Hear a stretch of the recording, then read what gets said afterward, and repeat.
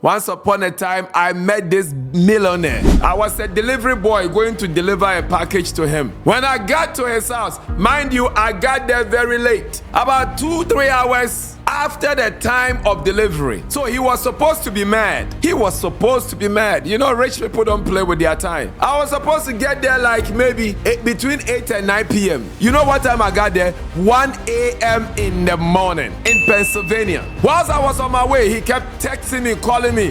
Where are you? Where are you? I said, I'm on my way. I'm on my way. I got there very late. When I got there, I was afraid of him. It was night. His house was on the hill. You have to drive through the bushes all the way to get to his house. When I got there, he was standing in front of his, how do we call it? Pouch or whatever they call it. So he walked up to the car and I'm sitting in the car because it's a bush, it's darkness. And I was afraid he was going to harm me. So I took the envelope and I passed it through the window. And I said, sir, please forgive me for my lateness. This is your package. He took it and he said, thank you, but please come out of the car. I said, no, sir, I need to go back to New York where I came from. It's very late. It will take me another 2.5 hours to 3 hours to get home. He said, don't worry. You will go, but please come out. He kept telling me to come out. I was afraid. So I came out finally and I left the ignition of the car and the car door open. So just in case he strikes, I will enter into my car and be gone. This rich man was like, oh, turn off your car and close the door and come. I said, what, sir? I need to go. Can you sign the manifesto, the paper that I have delivered your package? He said, as for this one, don't worry. Your boss is my friend. Even if I don't sign it, it's okay. Finally, I had no choice than to listen to this man. I turned off the ignition, closed the door, and we were standing outside. He said, look in the skies, young man. I'm looking in the skies. I don't even know what he's telling me to look. He said, you see, there's a lot of stars in the skies. I said, yes, sir. At this point in my heart, I'm like, what kind of trouble is this at all in this 1 a.m. here in this Pennsylvania all by myself? Can this man just leave me to go? He said, you see all the stars in the sky? I said, yes, sir, I see it. He said, you see, but there is one that is brightened by itself. That one that is very bright, it stands out. I said, yes, sir, I see it. He said, okay,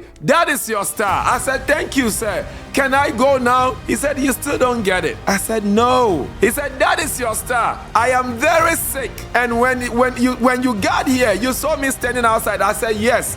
He said, I was looking at the stars and I was praying. I said, oh, okay. I'm sorry to hear that. At that time, I wasn't a man of God. I wasn't a pastor. I wasn't even going to church. I'll be honest. I had not been to church for years. This man looked at me and said, but when you got here, that star began to shine. It began to be distinguished. And something is telling me that is yours. And because I am seeing you, I am going to live. Because I was supposed to die in 3 days. I said, what? At that time, all my ration and everything to live, it just left me. I felt so sorry for the man. He said, you see this envelope you brought to me, this small envelope? I said, yes, sir. He said, this is my will. I have 3 beautiful daughters. I am about to die. So the person you went to go take this paper from in New York City is my lawyer, and this is my will, because in 3 days I was supposed to be gone, and I'm putting this down for my daughters. They don't even know, because I don't want them to see me like this. At that point I was stuck. I said, my God,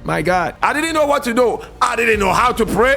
I didn't know how to do nothing. But this man kept saying, because he's seeing the star and the star is my star, it means he's going to live. And I did not pray for him. So he took the envelope and said, now let us go into my house. I said, my God. I walked into the house with him. He walked straight into his bedroom. He said, I should make myself comfortable. I should go into the fridge, get food to eat, whatever it is. I stood right by the door.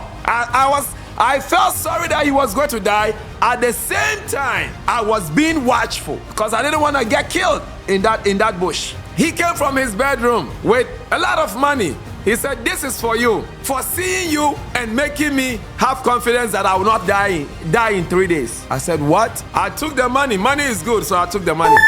Then he said, wait. He went into his bedroom, came back with another money. He said, my father is dead. You know why? I said, oh. He said, he died of the same sickness that I'm suffering from. And he said to give you this money too. I took that money. He had a lot of conversations with me. He stored my number and he set me off my way. When I got home, it was such a strange feeling. The next day, guess who calls? This man. He said, son, from this, are you married? I said, yes, sir. He said, okay, I have 3 beautiful daughters and a son. And I said, sir, yesterday you told me you have 3 beautiful daughters. He said, yeah, do you know the son? I said, I don't know him. He said, oh, you still don't know the son? I said, no. He said, that is you. I said, what? He said, yes, that is you. And from that time, he began to take care of me. He began to help me. He began to, but even when I needed something bad, I didn't have to call. For some strange reason, this man will call me when I am crying and I needed money. And he will say, son, check your account. I just had my financial whatever, put money in your account. It went on. The man that was supposed to die in 3 days, he lived from that time all the way to the COVID time before he died. When God make you encounter helpers, life become easy. If it wasn't for my own ignorance, at one moment I would have had more from him than I had. I was busy. I wasn't a man of God. I wasn't wise. I was busy doing everything else. That when he finally said I should come back home, I forgot. And the day came and he called me and he said, son, are you on your way? He said I should come and meet his daughters and meet his entire family. It was Thanksgiving. I forgot on that day and I went to work. I was working busily, looking for little dollars. And this man called me and he said, son, we are here in the house. Are you on your way? I said, my God. He said, you forgot. I said, yes. He said, don't worry, another time. That was the end. I'm telling you a true story. It happened to me. There are people who are positioned to see you and feel the burden to assist you in life. This will be the week that you will encounter them.